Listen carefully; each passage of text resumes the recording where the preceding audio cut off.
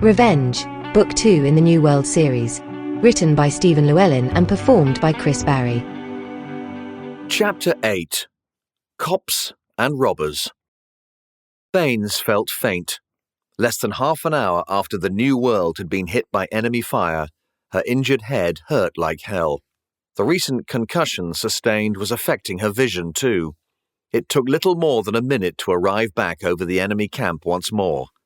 She throttled right back to circle the site, instruments set to infrared searching for heat signatures. The area was awash with them. At a glance, it was difficult to sift between animals, people, and destroyed machinery. Several fires still burned, further confusing her readings. She asked the computer to search for the specific heat signature given off by human beings. Most of the dinosaurs they encountered had body temperatures in the region of 3 to 4 degrees warmer than people, so her equipment easily sorted by type, locating several around the escarpment where the warship had rested, just prior to their recent attack. A few had cooled a degree or two, which confused her results further. She assumed them to be incapacitated personnel going into shock.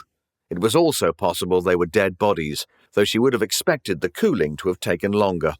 Baines sighed at the waist as she noted more people climbing up the embankment. She also noted their sporadic small arms fire as it pinged off her hull. James couldn't possibly be down there with them, she thought irritably. Widening her search to take the lifeboat out of their range, she scanned a larger area. The computer beeped and her screen zoomed in on a figure moving through the forest north towards the hills. The trees obscured the body's shape, but her instruments could not be so easily fooled. 37.2 degrees. That sounds about right for a man running up a hill. She spoke to herself, more to buoy her spirit than anything else. Now, if I was lost and alone down there, that's where I'd be heading, to get a view of my surroundings as soon as the sun came up. A proximity alarm screamed at the exact instant that tracer rounds ripped through the night sky, just missing her port side to tear up the terrain below. Instinct forced her to bank right before she even understood what was happening. The escape pod she had pressed into service as a rescue vehicle rocked like a boat at sea in the wash from the orbital attack craft's overpowerful engines as it shot past her. Oh crap, I should have just stayed in the frying pan. This is worse. Banking further north, she maxed the lifeboat's engines and shot off at a respectable lick. It took several seconds for the fighter to complete its turn and sit back on her tail. Baines jinked and juked as wildly as she dared, her head spinning in sympathy with the craft. She had trained in fighter planes and was a fair pilot, although her combat experience was limited and several years ago. Nevertheless, her tactics bought precious seconds before strafing fire took the rear of her little ship and the engines died. Her choices were few. Escape pods did not come with escape pods after all, but by their very nature they were incredibly tough. She was also fortunate to still have a little aerodynamic control and made the most of it. Tightening her crash webbing, she just about cleared the second mountain range north of the enemy camp before her ballistic trajectory flattened out and she began to fall. Cresting a smaller, more rounded mountaintop, she pushed the control yoke forward and skipped down its northern side. The steep, 40-degree incline did little damage, but little to reduce her speed either. Fortunately, the enemy pilot figured he had done enough and honorably discontinued his pursuit. Grateful for that small comfort, Baines was left alone, attempting to coax the forces of physics to show her favor. Before touchdown, she had noted the mountain's height as just under 2,000 meters, so she had a little slide time before she would reach the bottom. Friction began to slow her shuddering, bone-shattering descent, though each crack after deafening crack veered the little ship a little more to the left. Baines knew that if she rolled, it would be bad. The cracking and crashing sounds were those of snapping tree trunks, and they grew louder with each passing second. She was entering the tree line. While the trees remained small, this was in her favor, arresting her descent without causing serious damage to the lifeboat. For one moment, she began to hope. Come on! Come on! These smaller trees did indeed slow her, but not quickly enough. However, as she slid and bounced further downhill, They grew larger, their trunks thicker. Great for braking. Also great for braking. So I'm relying on luck. Great. Oh, come on, give me a break. No, I didn't mean it. Nothingness. Douglas scrambled up a rocky bluff to get a better view of the firefight overhead. The limited light provided by the tracer bullets helped him make out one of his own lifeboats from the New World. The overmatched pilot was putting on a hell of a show, but surely could not evade forever. Jill? He guessed. When the inevitable explosion came from above, he felt its vibration through the rocks on which he stood. Oh, God, no. Powerless, he saw the escape pod's engines flower red, losing all propulsion along with chunks of superstructure. The hit was not in itself devastating, but without engines and in such terrain, the lifeboat stood little chance of landing safely. It began its descent between two peaks, just clearing the ridge. Having done its worst, the fighter circled back towards the enemy's encampment. Douglas followed it with his glare, clenching his teeth in anger. But at least he had a heading to follow, if no time to lose.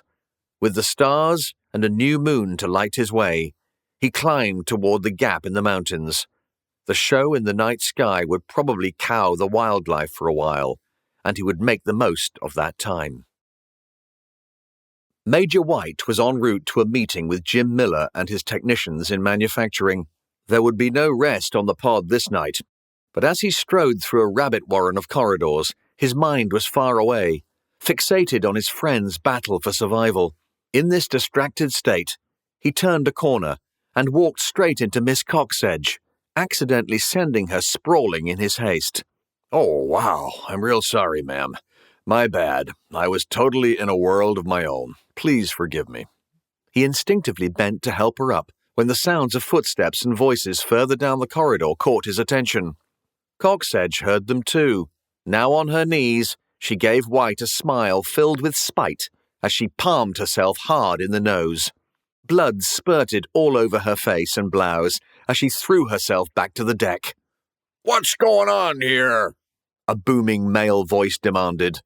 White looked up to see Bernstein Sr. round the corner with his wife and another couple from the so-called paid seats in tow.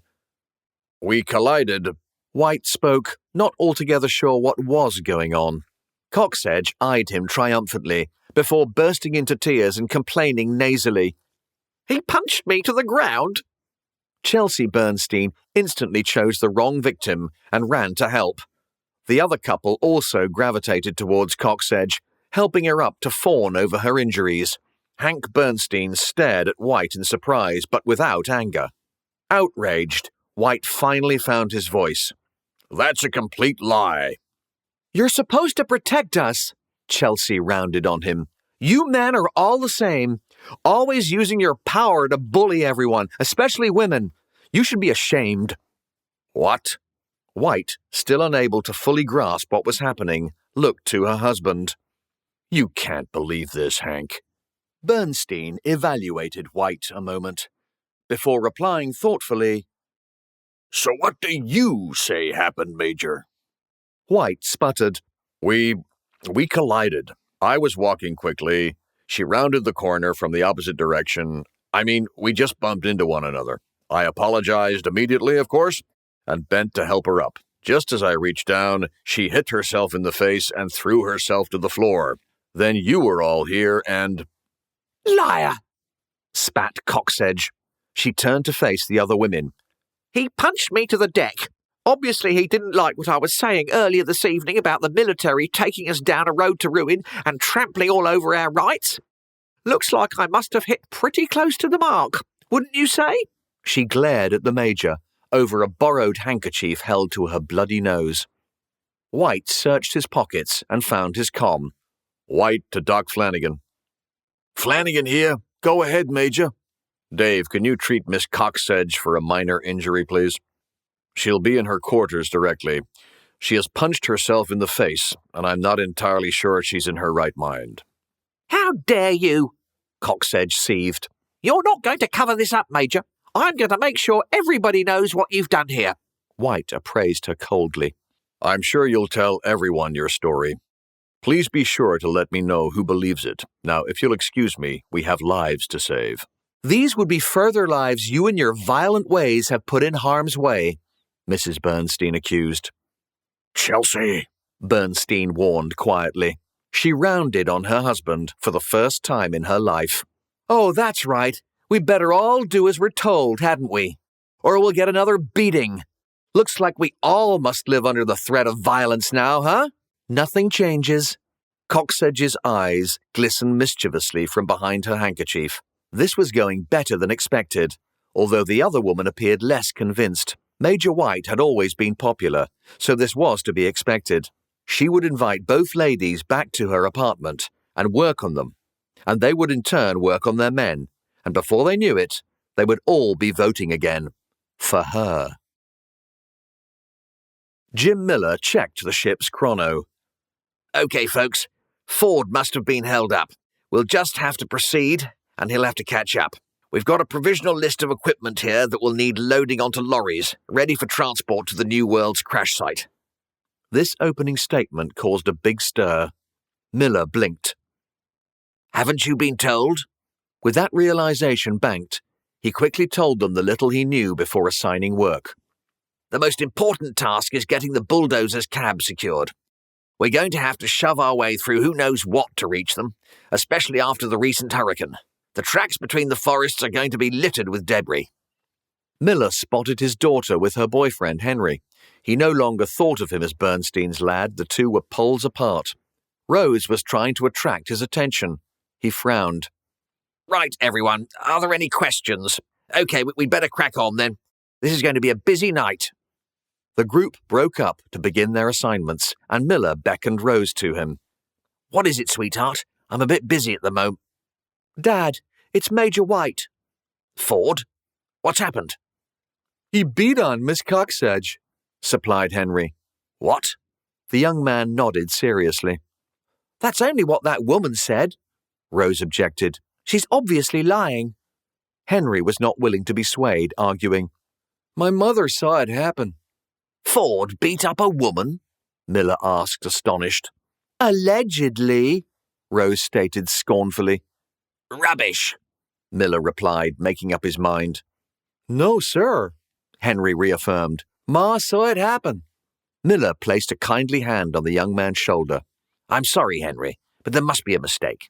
Something else is going on here, surely. I cannot imagine Major White ever—" His comm beeped, and he held up a hand, forestalling the conversation for a moment. "Miller." "Jim, it's Sarah. We've got a situation here. Can you make your way to embarkation, please? It's real important." "Give me a few minutes, Sarah. I need to make sure the work is going as planned. We don't have many hours before we leave to rescue the New World." "I know, and I'm sorry, but come as quickly as you can. Ford's in trouble. People are calling for his arrest. This is bad, Jim. And guess who's at the bottom of it?" Miller whished. "I think I can guess. Be with you ASAP. Out." Henry looked satisfied. Rose looked furious. The tracked and armoured personnel carrier smashed its way through the brush and the detritus left in the wake of the stampede. O'Brien drove. She seemed to regard the vehicle as her new wheels, and having located its infrared cameras, could now see her way clearly. Corporal Thomas's four-wheel drive truck, dropped from the New World with his team, followed, lumbering and crashing after them. Not long after setting off, the unit stopped, and taking advantage of forest cover, joined their disparate vehicles push-me-pull-you style with a 5-meter telescopic tow pole.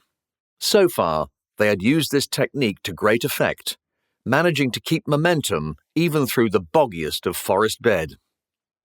After about a mile they slowed. Ahead were the heat signatures of several bodies, slowly cooling. O'Brien gave Thomas a click through the comm, warning him she intended to stop. Upon receiving his answering click, she pulled up, staring solemnly at her screen. Quietly she summoned Gleason to the cab. "What is it?" he asked, equally quietly. "Human. Cooling. I think it might be—" She left the sentence hanging. "Jane Ross." he completed, in a little more than a murmur. Who else could it be? Taking a deep breath, he ordered, "Wait here, Corporal. I'll take Jones and have a look." As Gleason and Jones stepped out of the rear hatch of the tracked vehicle, Thomas jumped down from the passenger door of the truck behind. "Trouble?" "We lost Ross on our approach to the enemy camp. We may have just found her," Gleason answered, nodding for Thomas to follow them. They walked ahead of the vehicle, using night vision goggles to pick their way carefully along the thoroughfare left by the stampede little more than an hour ago. Several boulders were strewn across their route at this point. Gleason remembered them only too well, and several bodies lay scattered about. Clearly, many creatures had come to grief upon those unexpected obstacles during their twilight charge, and been trampled, including one of his own, it seemed. "Commander!" Jones called out. Gleason closed quickly to find the Welshman standing over the remains of a homemade dirt bike, front wheel and forks completely mangled in a pothole between two large stones. Gleason nodded solemnly. "Okay, she can't be that far." "Sir!" Thomas beckoned from further back. Gleason and Jones jogged the 7 or 8 meters between them to see what he had found. "Oh no," Jones muttered. "She was thrown a hellish long way, boy." Gleason held his head in his hands, exhaling loudly. "Or she was dragged by the animals. Either way." "I take it this was Ross, sir?" asked Thomas. Although certainly human, and partially clothed, their identity was unclear. "She's wearing our fatigues, and Jones just found what was left of her bike over there." He pointed vaguely behind them. "We must assume so. Check for tags. Come on, we can't leave her here like this." The body had already been partially pulled apart by scavengers, making the spectacle even worse. It was now impossible to recognize the young woman's face. Thomas nodded and strode back to his vehicle, returning a few moments later with a body bag and some extra help. "We came prepared," he said simply. Sensitive to their situation, he placed a hand on Gleason's shoulder. "Why don't you leave this to us, sir? You've my word. She'll be treated with the greatest respect. Maybe you and Joan should salvage the bike, perhaps?" he added kindly. Gleason nodded dumbly and walked back towards the wreck. Jones lingered a moment longer and saluted the body before following him. 2 minutes later, they were back inside the armoured carrier and underway once more. Their hostage had awoken while they were outside. He was still tied at the hands and under the watchful eye of Davis, who had his damaged ankle raised and a stun pistol aimed at the enemy soldier. "What have you got to say for yourself?" Gleason asked bitterly. The man stared angrily back at him. He had lost too much that day to be taunted. "Let me go, you scum!" Gleason bent slightly to roundhouse punch the man in the face, smacking his head against the bulkhead and rendering him unconscious once more. "Hang it all, that conversation can wait till I'm in a better mood." He stepped past the slumped form on his way back to the cab. The vehicles continued carefully along the rough trail, Gleason's team retracing their earlier route back to where they forded the river. No banter or cheer remained for their hard-won success, and only the mournful dirge of the diesel engine disturbed the peace. Singh was anxious. Completely unable to get down to any of the vital work required of him, he had been pacing the bridge for at least half an hour. "Listen, I'm taking the other lifeboat to find her." Patricia placed a calming hand on his arm. "Sandeep, Jill ordered you and all of us to begin checking the ship over." "None of these systems are functioning correctly, but she's gone down, I just know it," he continued as though he had not heard. "And I just can't leave her out there. I must go. This is just a ship, just a thing. We need Captain Baines." "You can't leave," Hiro retorted via the ship-wide open comm channel. "Not at a time like this. Wherever the captain is, she needs us to fix Sekai." "Damn you and your bloody Sekai," Singh lashed out in his frustration. "She's more important than getting this broken-down heap running again. Besides, all the repairs will still be here to do tomorrow. Jill might not be." "Captain!"